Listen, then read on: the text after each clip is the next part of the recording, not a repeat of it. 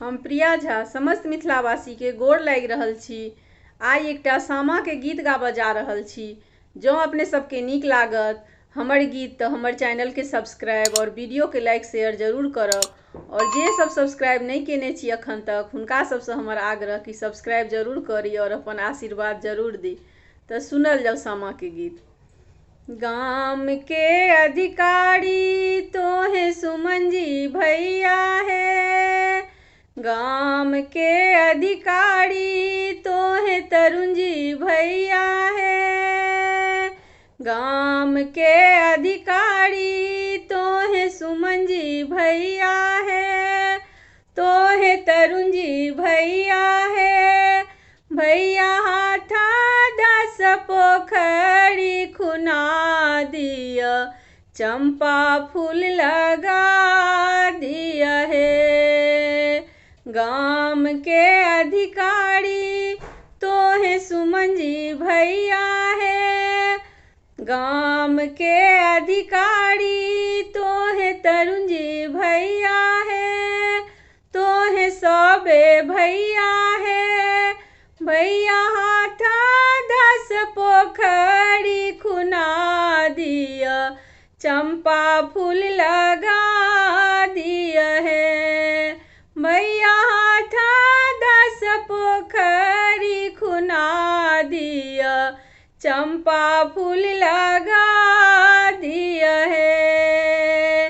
भैया लोढ़ल भौजोहार गाथू है, भैया लोढ़ल भौजोहार गाथू है, आहे हार गाथू है, आहे से हो हार पहिरा तुरीना बहिनो, सामा चकेबा खेलब है।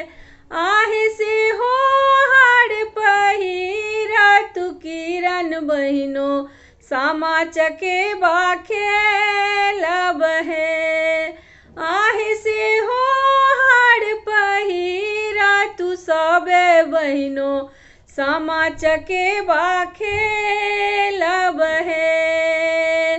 कथी बजल बन तीर तीर है, बन तीर तीर है, आहे कथी ये बजायल राजा हंस, चकेबा खेलब है।